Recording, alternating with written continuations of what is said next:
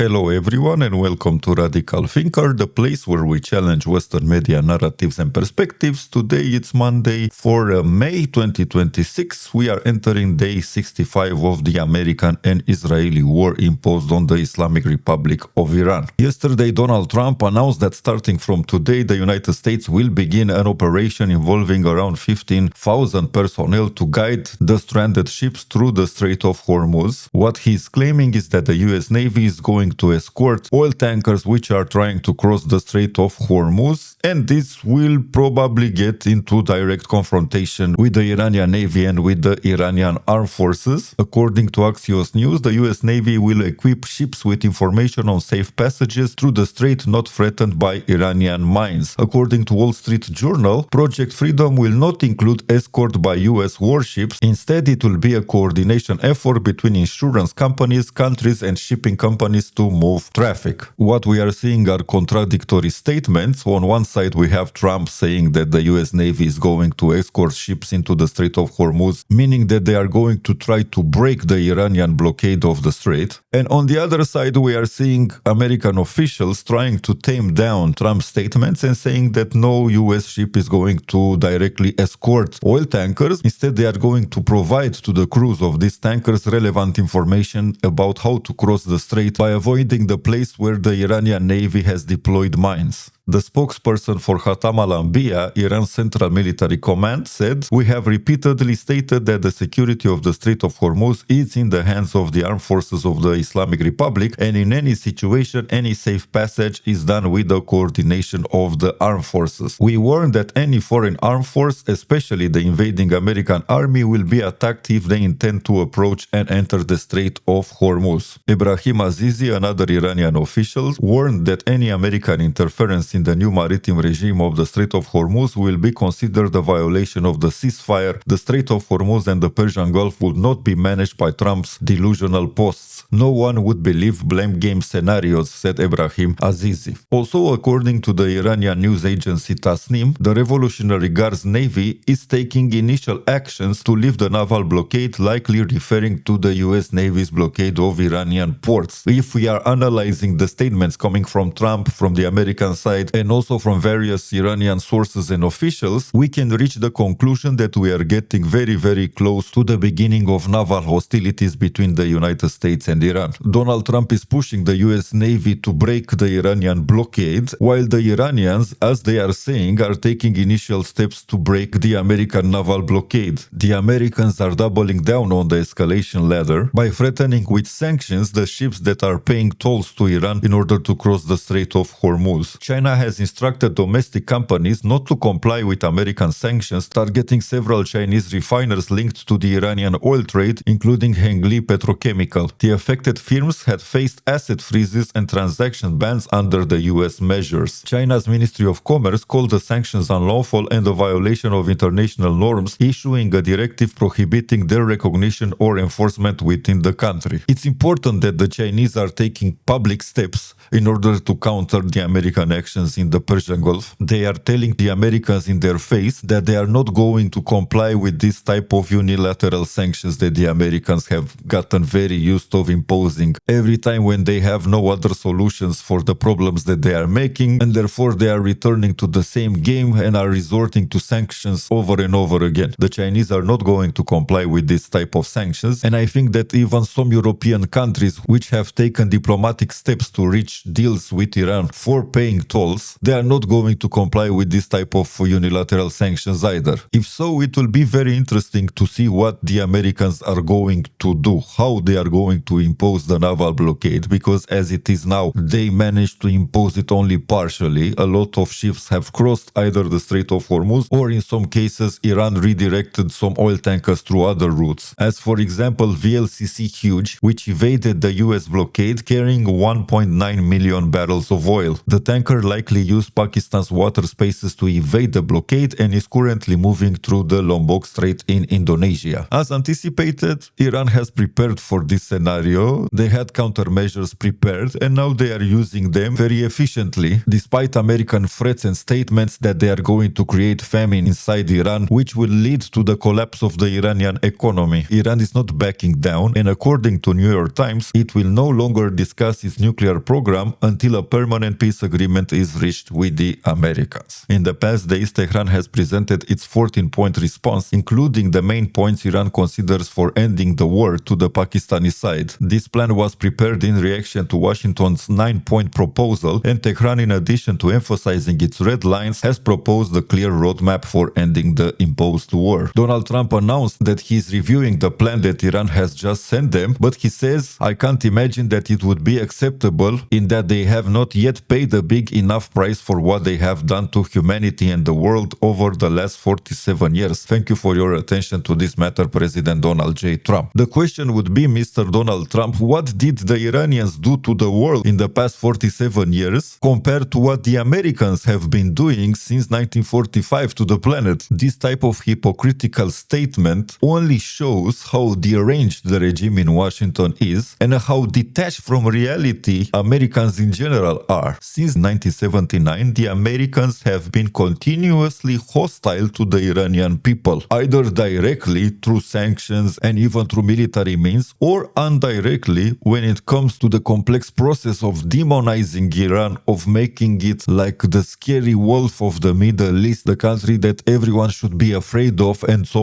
on. From the beginning, the Americans were hostile to the Islamic Republic of Iran. In the 80s, they used Saddam Hussein to invade Iran. They provided him chemical weapons through West Germany, chemical weapons which Saddam used on its own population, especially the Kurdish minority inside Iraq, but also he was loading these chemical weapons into Scud missiles, which were fired by the Iraqi army into Iranian territory, especially into Tehran and other Iranian cities. And this happened for 8 years in a row. The Americans were providing Iraq with intelligence on where to strike inside Iran. They were sabotaging Iran. They were using separatist extremist group inside Iran like the Mujahedin-e-Khalq to assassinate Iranian officials and to create chaos inside the country. On top of that, on July 3rd, 1988, I don't know how many people remember, but the USS Vincennes shot down Iran Air Flight 655, killing everyone aboard over the Persian Gulf. We are talking about around 290 people who were killed, from which 66 were children. Then after the fall of the Soviet Union in the 90s, they continued to impose draconian sanctions on Iran, killing a lot of Iranian people who had various types of diseases. But unfortunately, due to sanctions, the Iranian government couldn't buy certain types of medicines. This later forced them to develop some of these medicines inside Iran, in scientific and medical centers that now in 2026, both the Americans and the Israelis are bombing. And just to keep it short, let's not forget that the Americans have been trying, sometimes successful like it was in 1953, to do regime change in Iran. Every time when Iran is trying to become independent, self-reliant, and to have its own saying in the affairs of the Middle East. So if a side has been hostile to another, then is the Americans continuously being hostile to the Iranians. The United States, and by extension Israel, are truly existential threats for the Islamic Republic of Iran. There is absolutely no doubt about it. This is the reality that many Iranians, and now after what happened in the past months, even many ordinary Iranians are understanding. Despite the heavy demonization, despite all the lies coming from Western media, from American movies, all the propaganda, despite heavy sanctions and so on, in general, Iranians have been friendly to the American people. They didn't demonize the Americans the way the American regimes have been demonizing Iran. Even the leadership of the Islamic Republic has clarified many times that they are making a clear distinction between the ordinary people living in the United States and the American regimes. They have a problem with the American regimes, because these American regimes, even if it was Jimmy Carter, even if it was Ronald Reagan, Bush, Obama, Bush Jr., and now Trump, all of them have tried to destroy Iran, either through color revolutions or by funding and arming extremist groups to destroy Iran from the inside, or by funding other states to attack Iran, like it was the case with Iraq in the 80s, or like we saw since 2025, by waging direct war on Iran. And for Donald Trump, the president of the United States, to say that Iran has done bad things to humanity and to the world, this is like next level hypocrisy. I mean, you can't make this shit up. The Americans, which have killed millions of people all over the world, which have created chaos, famine, and destruction almost everywhere they went in order to impose their so-called democracy, authors of the mass genocides in Hiroshima and Nagasaki, the same party which worked hard to create the war between Ukraine and Russia and destroy European and Russian relations, the same country which is starving the Cubanese people for more than 80 years, although, as I was saying in other videos, every year at the United Nations there is a vote for the removal of sanctions, and 99% of the countries on this planet are voting in favor of removing the sanctions. Every time we are seeing the Americans, the Israelis, and some no-name countries like Palau, I don't know, Micronesia, Seychelles Islands, which are in favor of keeping the sanctions, thus being in favor of making the Cubanese people starve to death. Because what sanctions are? Economical sanctions are simply a form of modern siege warfare. You impose sanctions on a country to destroy its economy, to stop its growth and development, to make its people angry with the officials, with the government. You keep pushing and pushing in order to increase the pressure. The economy collapses. People go on the streets and in the end are doing your dirty job by removing their own leaders. And at that moment you are pushing in front your puppets, which are taking the power. And after that, that country enters your sphere of influence and is just a vassal state like many others are. For example, I don't know, Argentina these days with Milei, and many other countries all over the world, which are just simply pathetic vassals of the Americans. They have no identity, they have no foreign policy, no national interests, nothing. They are just puppets who ask the Americans for permission, even for their internal decisions. This is the reality.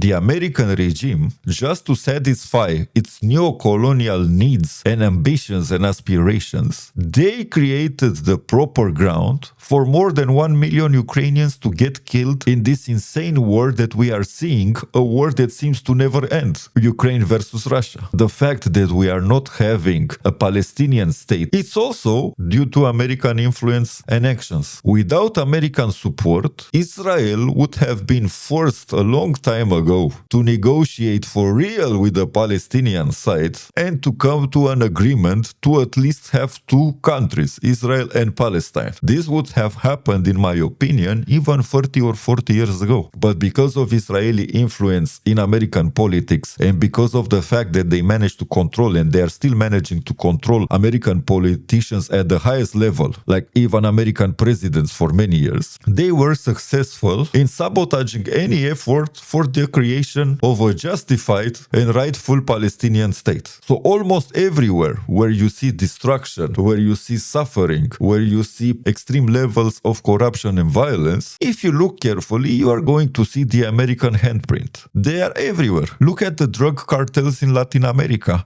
Donald Trump is talking for the past months about going to war with the Mexican cartels. My friend, these cartels have been washing dirty money for the CIA for at least 50 years. Pablo Escobar, the famous drug dealer, which became even more famous due to the Netflix series, he was a CIA asset. These guys, these drug dealers in Latin America, they cannot even breathe without the acceptance of American intelligence, especially with the acceptance of the CIA. The CIA was running in the 70s its own drug dealing business, and it was direct.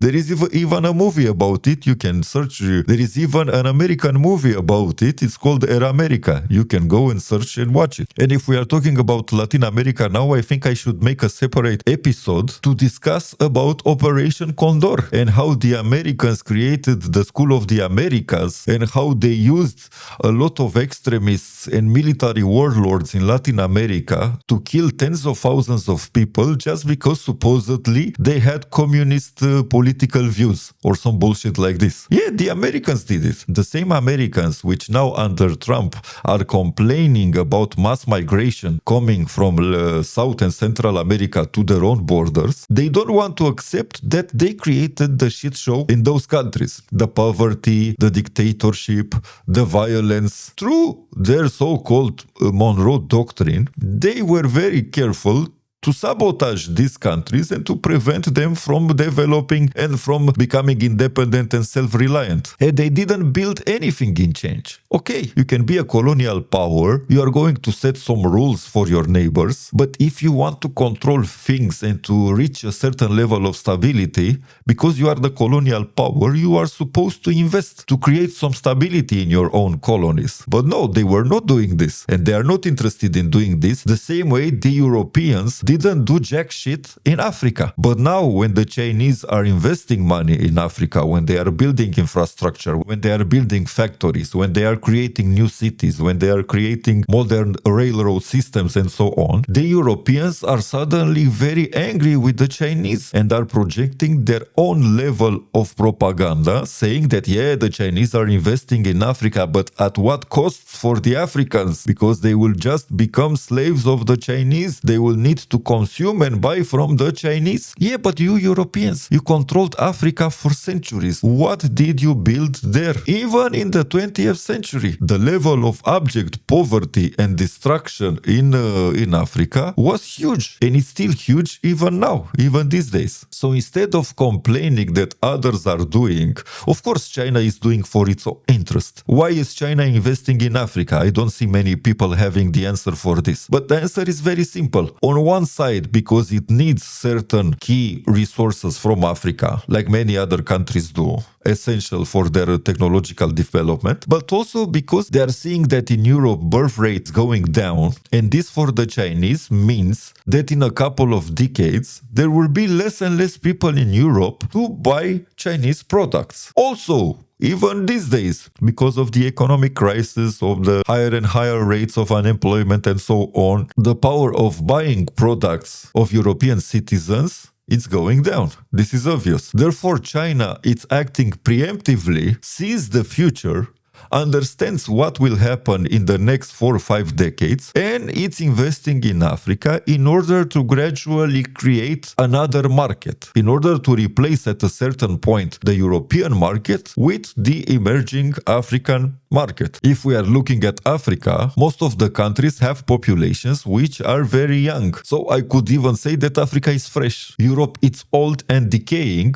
while Africa is fresh. All that Africa needs is development, education, and I am sure that gradually it will reach a certain level of sophistication, and they are going to develop in certain ways that we cannot even anticipate. This is going to happen for sure, because they have everything that they need. They just need peace, development, education, and for the Europeans and the Americans to intervene less in their internal affairs. But going back to the Americans, they have the audacity to say that the Islamic Republic of Iran has done damage to the planet, to the world. Are you even serious? Who is going to buy this level of bullshit? I'm not even sure that the MAGA base in its totality is going to take this bullshit for real. It's ludicrous. And the problem is not Donald Trump. I'm repeating this over and over and over. Some people are getting fooled. They're saying, oh, but things would be better. They would be normal only if we manage to get Donald Trump out of the White House. No, Donald Trump is just saying loudly what has been discussed for decades and decades inside the White House, in the Oval Office, by various American presidents and administrations and other American politicians. All of them have the same opinions that Donald Trump holds. The only difference is that Donald Trump is speaking openly about it. There is no whitewashing, there is no diplomatic bullshit talk. Everything is direct. And you can see and understand, even people with one small neuron can understand now what is the real face of the United States. It's not some symbol of democracy or enlightenment or something like this. It's just a colonial power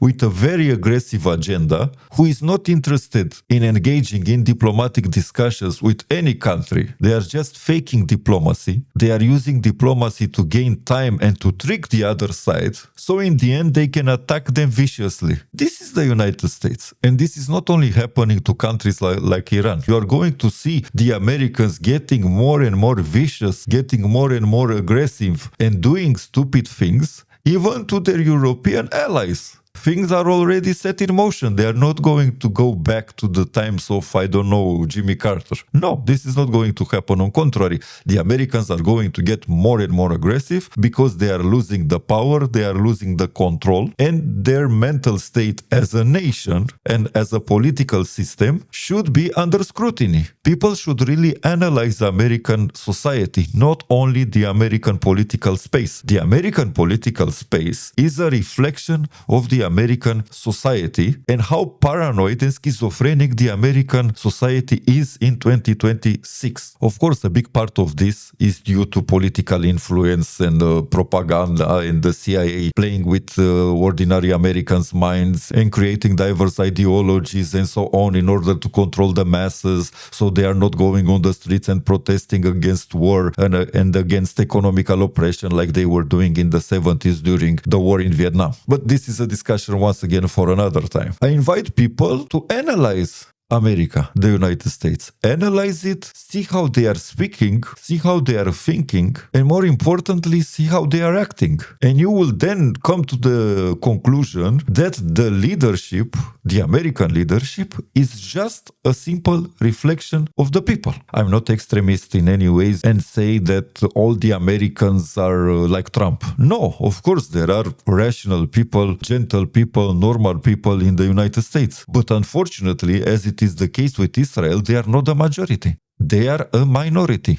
And this is the reality. People need to accept it. A high level of indoctrination in the United States and also in Israel. And this has shifted popular opinion, the way people are thinking and so on. We can discuss in another episode more about the Americans and about their society and how it exports mostly violence and destruction. Just to wrap it up, Donald Trump to come and say that Iran has done damage to the world and it's a menace to the world, this is completely crazy. I don't think that anyone with a little bit of intelligence can accept this idea. This is all for now. I want to thank you for watching this video. Please like, follow, subscribe, share if you like my content, and if you want me to touch on certain types of subjects, please feel free and write me in the comments section of our Radical Thinker YouTube channel. Until tomorrow, I am wishing you all the best.